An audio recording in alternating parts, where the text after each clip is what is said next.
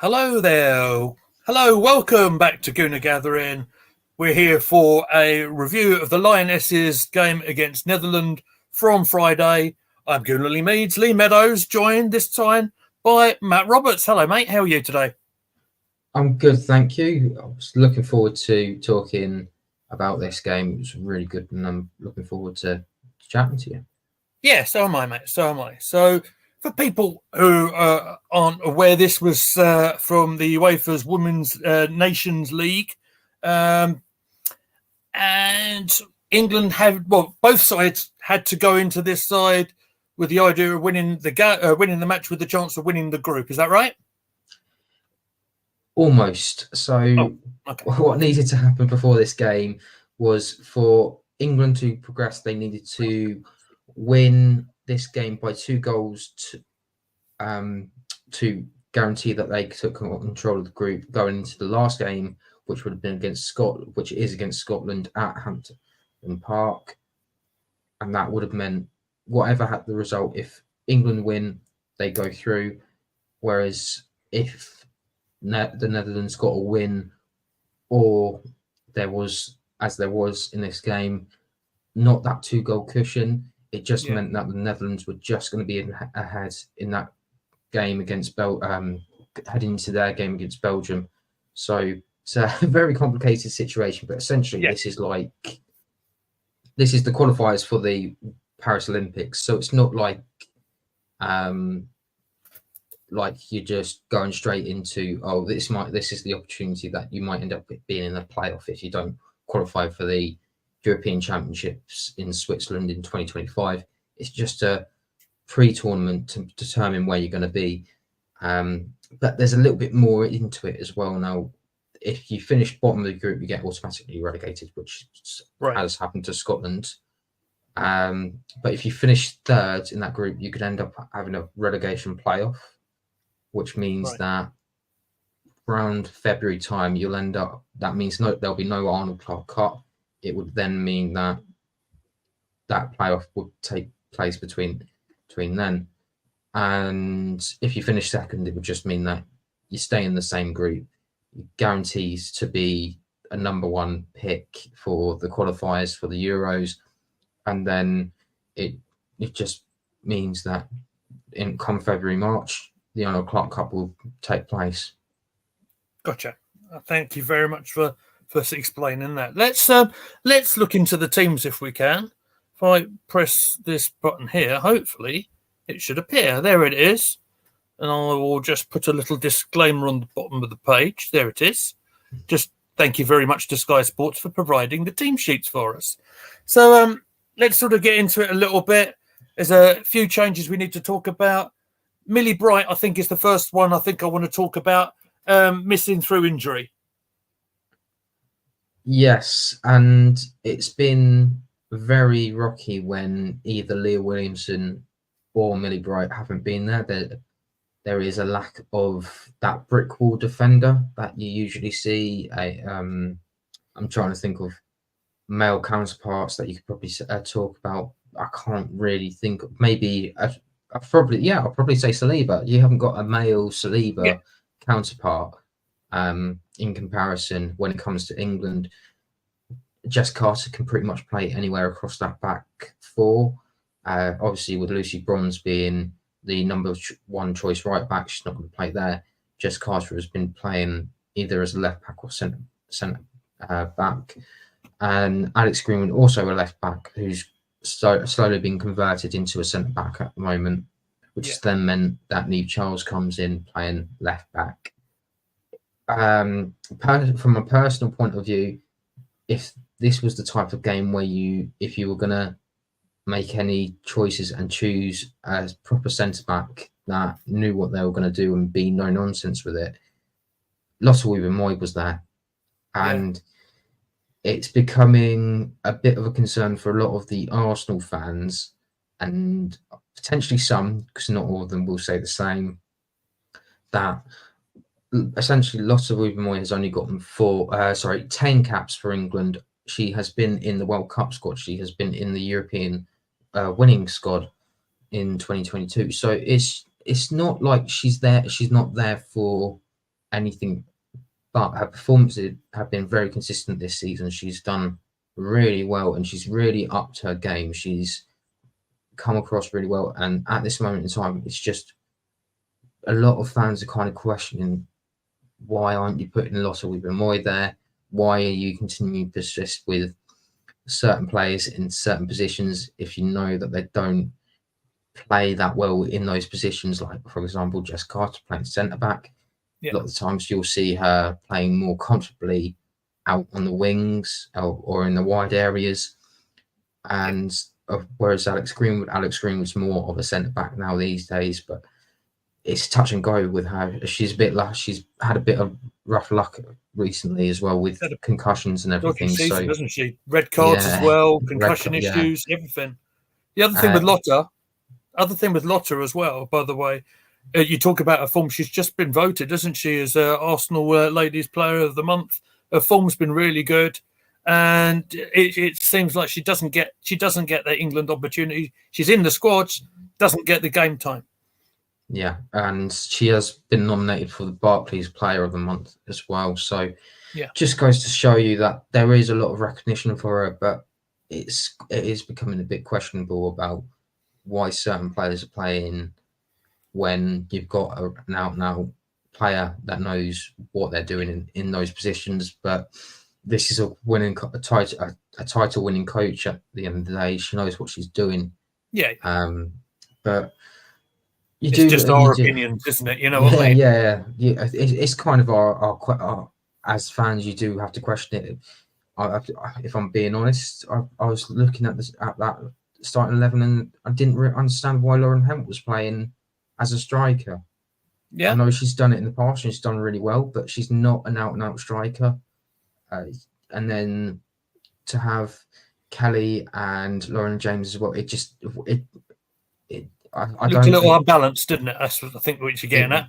It really it didn't feel like it was a England team. If you were to use the same players in say for the World Cup in 4 years' time, wherever that may be, because we still don't know where that is, you could probably see that it might be more suitable then. But at this moment in time, it doesn't look that good. Yeah. Okay, fair enough. So with Millie Bright being injured, we had a change of captaincy, and that went to Mary Earps.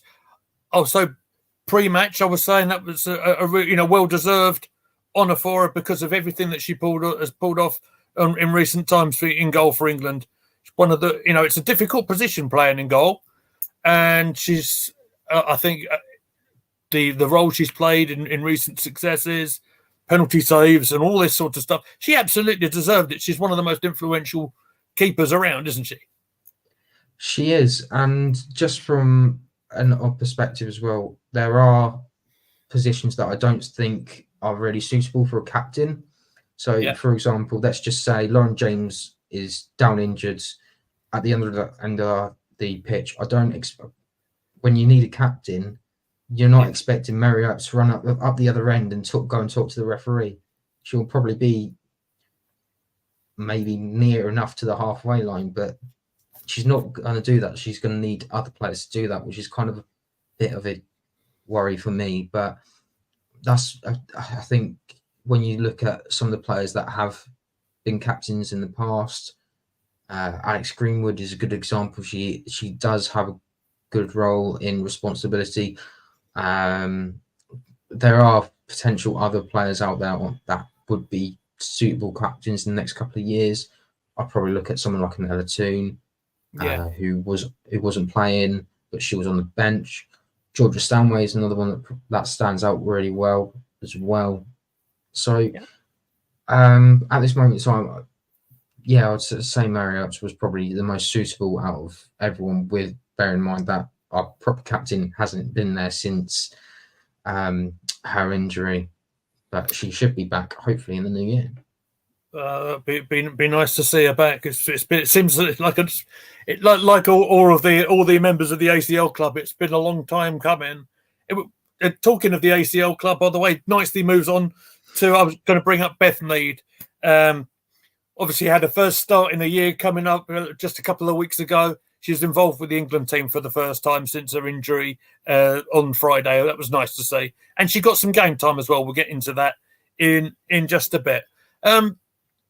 Shall we just bring out the Holland side, bring out the Netherlands just for a moment, if I can? I think it's coming up just now. There it is. Couple of names that sort of stood out for me. First name that really stood out, absolutely outstanding for Arsenal this season, is Palova, who is in her first or second season, isn't it? I probably, she's just started in January, so I'd say she's nearly been at the club for a year now. Yeah, that's right. It's just about a year, isn't it? Well, she's has been outstanding for us this season for sure. She still stood out like a sore thumb for me. Former Arsenal player. Now, I don't know a lot about her, but I've heard her name spoken about quite a lot. Danielle van der Duyk. Would you like to explain a little bit about her and her time at Arsenal briefly? She's one of my favourite players. She is very aggressive, considering that she's probably one of the smaller players on the pitch. She loves to get a tackle in. She'll also love to go and attack and keep going. She loves to keep going, and I've got some very good moments, especially when I go back to the Euros. I was there when they were playing Portugal, and Dan was amazing. She essentially on the they were drawing 2-2 at the time. She just took the ball, dribbled past a couple of their players, and then from the outside the edge of the box, just absolutely smashed it into the top corner. Yeah. Nothing you can do about it, and that's the type of player she is. She is the type of player that will just bring you from the brink to, I'll drag you across the line if I have to. There's some other players there as well that I think you're going to mention in a little bit, but Lika Martins playing previously for Barcelona. Now she's over in, I'm going to say PSG. Yeah, I believe it's PSG. Linus Beerenstein currently playing with Juventus. You've got Esme Brutes now playing at Barcelona. She was tipped to come to the WSL, but Barcelona beat everyone to the punch. Dominic Janssen, previously of Arsenal, is now at Wolfsburg. Sharida Spitzer is also pretty famous for being the Netherlands captain during their Euros victory in 2017, playing with Ajax, a dominant club, and Daphne von Donstella, the goalkeeper, very well known if you're a WSL fan, Aston Villa goalkeeper. Mm-hmm. She was fantastic during the Netherlands 2022 Euros campaign. Bit unfortunate not to go that very far, but considering that she was relatively unknown, that Van Sandel was the previous goalkeeper. She got injured in the first match. Daphne came on, and she was putting in very good, consistent performances in that campaign. And ever since then, she's become the Netherlands' #1 goalkeeper. Thank you very much. And the other outstanding name that I want to sort of touch over is a former Arsenal favourite in Jill Roord, now over at Manchester City. There's a bit of dodgy opinions about Jill Roord when it comes to this, because of obviously she played at Wolfsburg, and then when Arsenal played Wolfsburg, she's been on the end of a couple of goals, and a lot of people remember her time as very, very unfavourable. There was a lot of hype around her, but she never really fully lived up to it, and it's difficult to say because she was really pushing for that Barcelona move, and it never happened. She ended up going to Man City, so I read into that what you will, but okay. It's one. She's a good player. She knows where to find the back of the net, and she is a very talented footballer. Yeah, thank you very much. Worth noting, as of course, as Arsenal fans as we are, that Vivian Miedema was an unused substitute, so she carries on her recovering. I think she might be slightly behind Beth Mead. I think on the timings of it, certainly in terms of game time that she's actually had. I know she's had little fleeting minutes here and there at the moment, as she slowly gets back into playing. But just worth pointing out that she was there and involved. So let's sort of get into the action a little bit. It's taken us long enough to do so. Let's talk about how England started first, and there was this all started through. Let's get it right. Lauren James had a pass played through to Lauren Hemp. You mentioned earlier on playing quite further forward.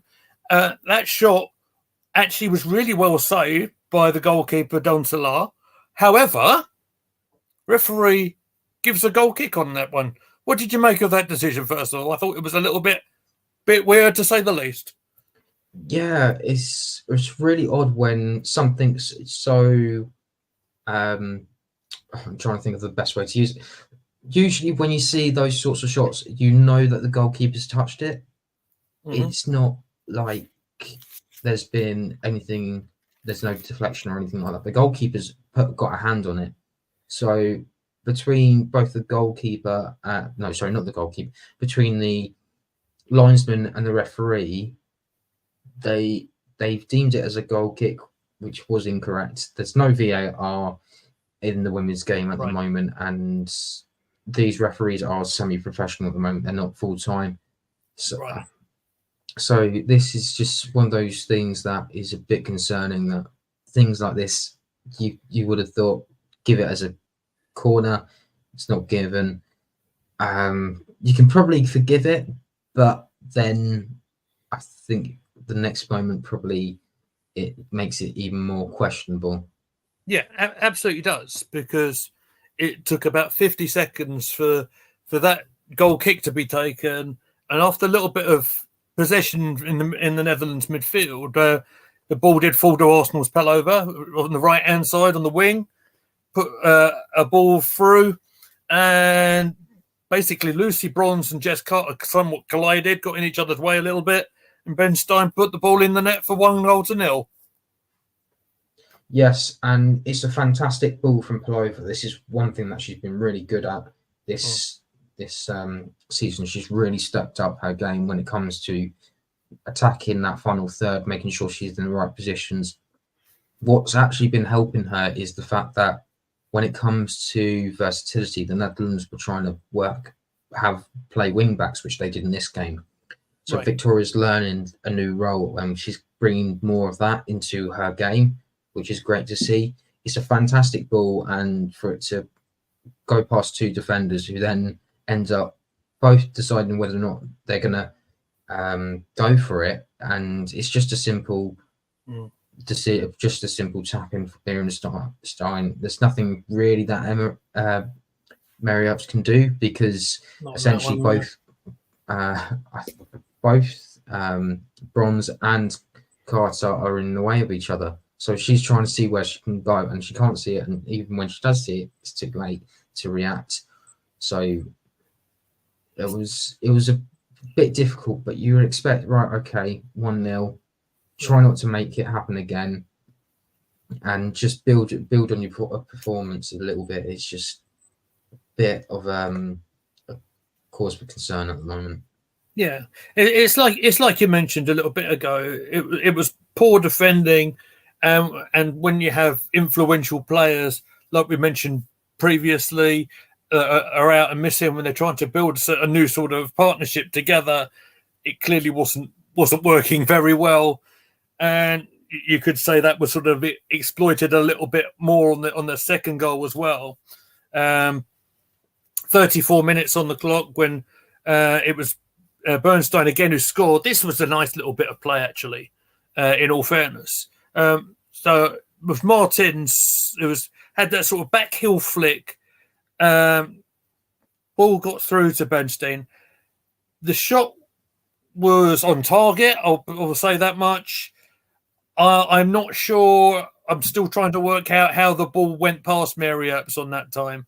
I'm not going to harshly criticise her at all, because she is a rock in England goal and the Man United goal, in fairness. And when you're a goalkeeper, you're at that last line of defence, and people make mistakes. But I was at a loss on this one, Matt. What did you think? This is one of those ones where you're trying to judge it, but at the last minute the ball makes a sudden bounce. So Yeah. and you can't, because you've all of a sudden moved, you can't readjust yourself. It's not like you're playing up top. You're thinking it's going one way, and then you realize, oh no, it's going the other way. So you can't quickly readjust. You've already gone down to say the best thing you can do is try and just try and keep hold of it. And unfortunately, she has a hand on it, and it's just gotten underneath that hand, and it's just slowly crawled in. Just from that interview as well that she did afterwards, where she's kicking herself, and she's going to have nightmares about it. It is one of those sort of things. I mean, it's not the worst thing that can happen in the world. I remember some of the worst goalkeepers we've had at England. In the men's team, Scott Carson against Croatia on his Rob Green in a World Cup. Yeah. There are moments. I mean, even if the great David Seaman, the lob from Naeem and Ronaldinho, the Ronaldinho free kick. There are moments where goalkeepers will go, that was that moment, and it is one of those ones where it will make or break you. But the fact of the matter was, I think she knew she should have done better, or she feels like she could have done better with it. But there's just from the shot itself, if it bounces, and there's nothing that can take it away. If you've decided to go dive, you can't readjust yourself unless you think you can do it, and there's no guarantees that was going to happen. But at least she tried to get something on it. It would have been worse if she just stood there and did nothing and just let it go past. There's nothing worse. There's a couple of things that are worse, but it's one of the top things that you can't that are quite bad if you just don't even react to the ball. A couple of things I think I like to add on that as well. I think Mary has very high standards in herself, right? And she would have expected better of herself on that. But I'd also say to her, you're the goalkeeper. You're that last line, right? Mistakes happen in the game. What you try and do, you don't dwell on it. You make sure it don't happen again. And I bet you that is one of them things where you have an absolute nightmare of a moment. You would expect she'll come stronger from it. I think it's what I'm trying to get out of my mouth. Yeah. And let's remember the heroics that she has had in previous games for both club country as well. So it's just one of them things. So we won't dwell on it. It's 34 minutes, and we're 2 down, and we're looking in a bit of trouble. Very shortly after this goal, actually, we did sort of manage to almost plough ourselves way back into the game. On the 36th minute, this is Stanway playing the ball to Chloe Kelly, who was on the right. She managed to drive a shot that was maybe just a foot wide from the goalkeeper. I thought it was a good response initially from going 2 down. It was a good idea, but it also shows the inexperience that some of these players still have, considering where they are. So just to put it into an idea, there was Lauren James, Lauren Helmp, Fran Kirby, all in the box, and Lucy Bronze was looking for the overlap. If she plays the overlap, Bronze does have an opportunity to either put in a cross, or she can come inside and then put a cross in, and then potentially either Kirby, Hemp, or James have a tap in. And I don't know if it's confidence with Chloe Kelly, because at the moment she is scoring quite frequently for City. Yeah. Or it was just a quick sudden idea, right, I'm gonna have a shot here, try and see what happens. Okay, it wouldn't be very far away, but again, we would have probably been a totally different thing, say, if it hit the post, or if it had gone in. But again, it's just one of those things where the experience is sort of crept in a little bit, and at that time, you kind of need to make sure that you're doing the right things at the right times. And some in that first half, it wasn't quite meant to be. Okay, thank you very much. That's interesting because we have different opinions on that one. But that, do you know what? I quite like that. I quite like that. Maybe Stina might have had a different opinion to me because she was actually replaced on half time by Beth Mead. Now, what were your thoughts on Kelly being replaced by Beth at that time? Did you think that was a positive move? I didn't understand it, and the reason why I didn't understand it was because we needed a more of a striker. I would have kept Kelly and Hempel on and taken off Lauren James to bring on Alessia or Okay. Rachel Daly. The only reason for that is because we needed someone to be in that forward area and be able to bring others into play and be able to make sure that we were more attacking forward minded in that second half. Although it worked in some ways, but I was a bit of surprised that she did. I knew sub was coming. I knew it was going to be an attacker, but I wasn't expecting Chloe Kelly to go off. Okay, fair enough. That's an interesting view. Well, you mentioned Lauren James. She was heavily involved in England getting back into it. This was just before the 60 minutes, wasn't it? 58 minutes, in fact. Lauren James found herself maybe a little bit more central than she was in the first half, but she was sort of on the left hand side. Managed to find a cross to Georgia Stanway, who headed it home. Found the bottom corner. That was a lovely goal, actually. Yeah, it was a really good move, and it's great to see things like that work out, and right time, right moment, and at the end of it, you're sort of celebrating because you're thinking, right, okay, we've got one back, let's get another one, make sure we're back in the game and go from there. And it's great to see that happen. And there was a bit of concern before that because I believe Dan van der Donk was actually good point. I didn't write this down. Went off injured, I believe. I'm not sure if it was that point or then, but I know the bit you mean. I do remember her going off.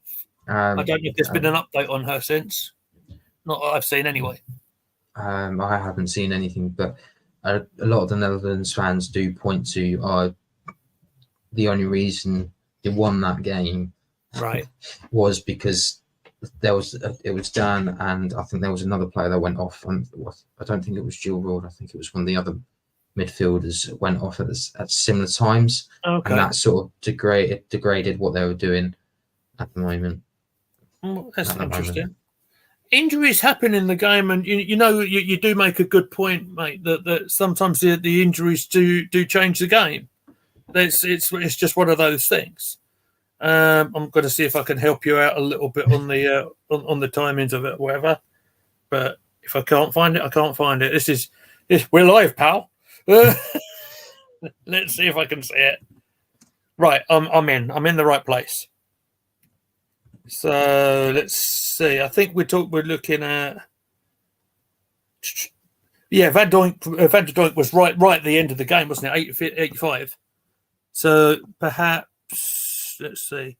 Yeah, the subs were a little bit after, weren't they? There's one. Palova was taken off on 64. I don't think she was injured. Was it the captain that went off injured? Spitzer on 70. Spitzer, yes, Spitzer was taken off. Okay. And anyway, that doesn't matter. So we'll try. No, sorry, Jackie Cronin came off for. At half time. At half time, I think she had some sort of niggle in that first half, and that's why she was taken off. I see. That makes more sense. Fair enough. Okay. But like you say, when injuries, when suspensions, when red cards, whatever happens, you have to adapt to it. Doesn't matter. You just have to try and deal with an in-match situation. And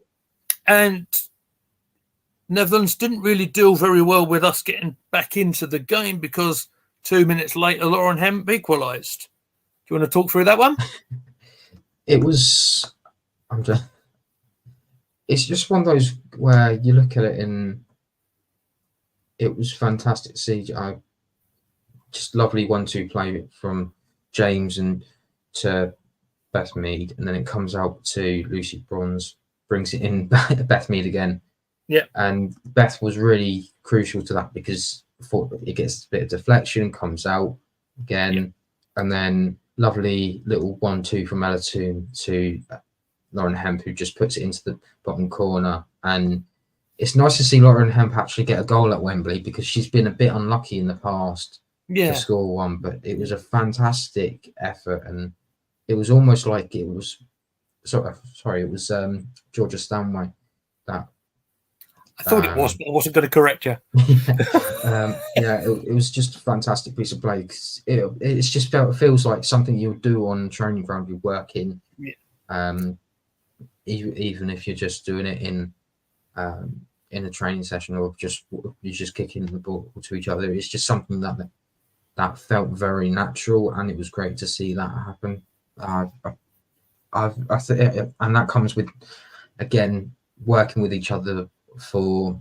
I think this team's been together now. You could probably say over 3-4 years since Serena Fireman's come in. So that it just shows you that the effect that she's having these players.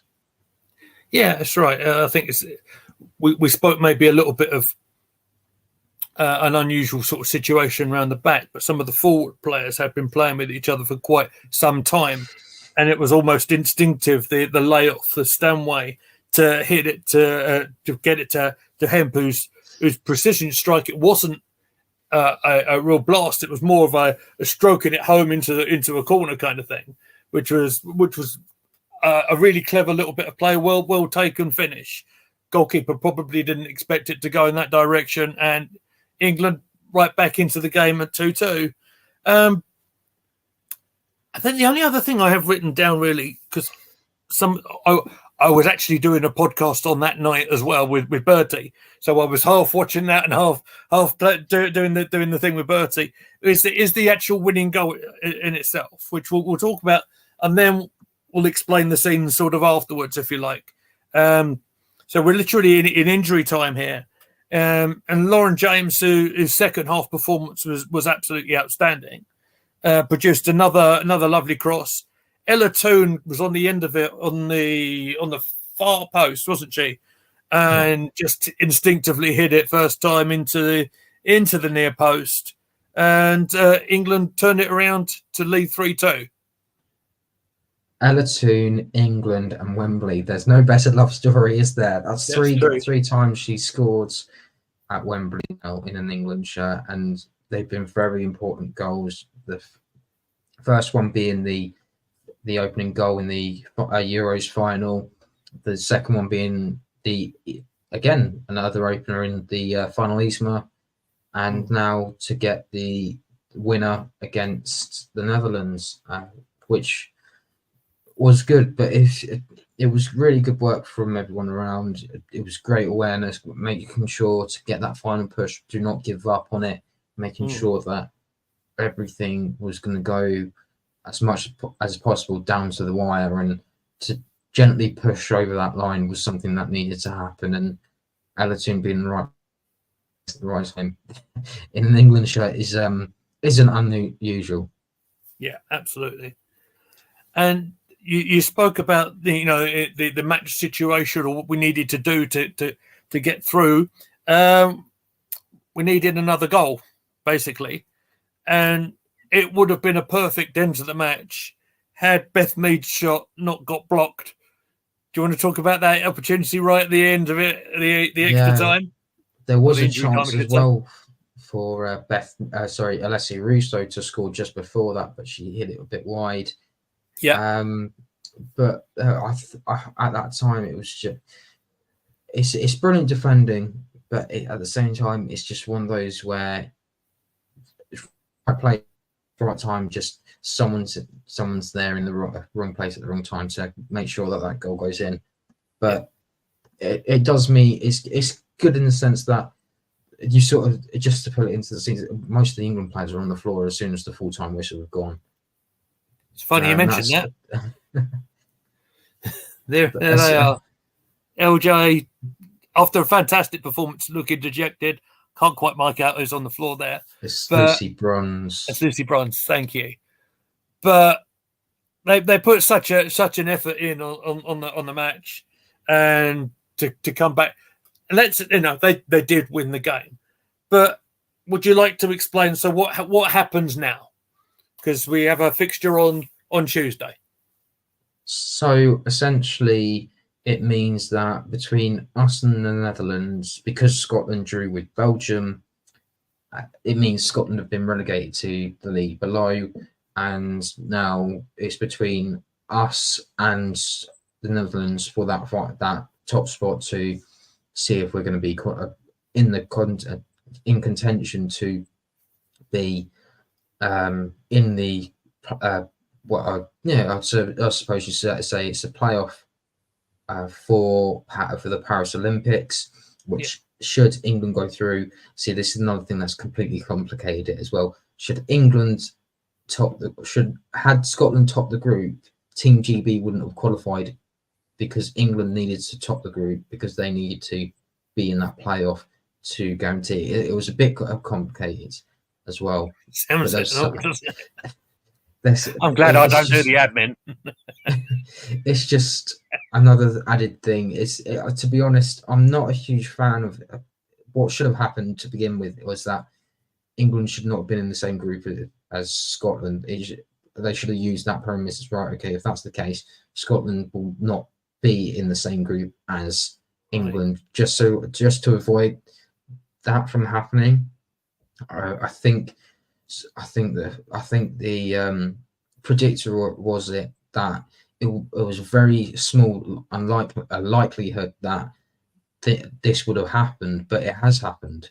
Yeah. So now these things need to be taken into account to make sure that everything is happening for the right reason. It now means that essentially, should England beat Scotland by a goal more than the Netherlands game against the Belgium, then England will qualify for a playoff opportunity, a playoff between some of the other teams that will be potentially looking to qualify for the Paris Olympics.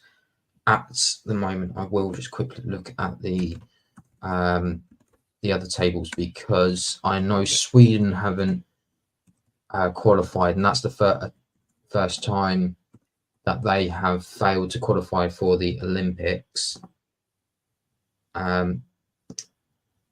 France have already qualified, and bearing in mind that they are top of their group, it doesn't really matter for them. So then it's between Germany and Denmark in Group 3, and then you have Spain, who have also qualified. So there's still an opportunity for England and the Netherlands to qualify, but again, it goes to a playoff in February, March time. But it's just a case of whatever happens, England needs to better the result against Scotland. So it's a really odd one as well, because it also means that Scotland, for whether or not they want to go to the Olympics or not, depending on how they see it, Scotland need to lose this game to almost qualify for the Olympics, which is almost like an odd sense of pure. I think this is very similar to, I think Ireland haven't had an odd qualify. Like they had to lose their Irish men's team. They had to lose their last game to qualify. It was really odd. But essentially, it's just one of these where it's very complicated. But just to put it into the simplest words, if Netherlands versus Belgium finishes 1-0 Netherlands, England need to make sure that they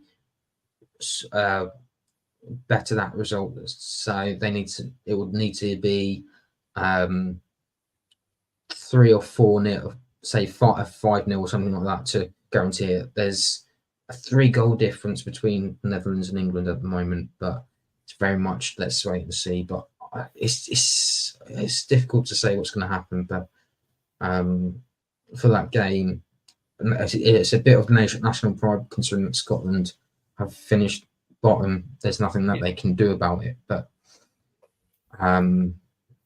they'll want to go out on high terms, high hopes as much as possible. Yeah, absolutely. I mean, essentially, it's Scotland versus England, and they're not going to want to sit back and want to be rolled over. Absolutely not. It's going to be a tough game. England Scotland fixtures are always historically very, very difficult to call. So we'll see how all this plays out on Tuesday. I'm sure during next week, one of us will appear on the channel. We don't know who's going to do it yet, but we'll figure out how we'll cover this game during next week. So I'll definitely want to thank Matt for jumping on our channel tonight and talking our way through the Netherlands versus England game. Matt, where can they find you, and what have you got coming up on Vic Akers Wonderland, please? So I am at Matt LR, or you can find us all on at VAW Pods. At the moment, we'll go over a few of the Arsenal news that will be coming out at this moment in time. We might have a little bit of a discussion going forward as well. There's a few other news breaking items that have been talked about, Champions League and European spots, but a lot of news has come out. There's been huge amounts at the moment. It's just breaking it down, making sure everything, and then we'll be talking about the game against Chelsea as well, and that will be on Friday as well.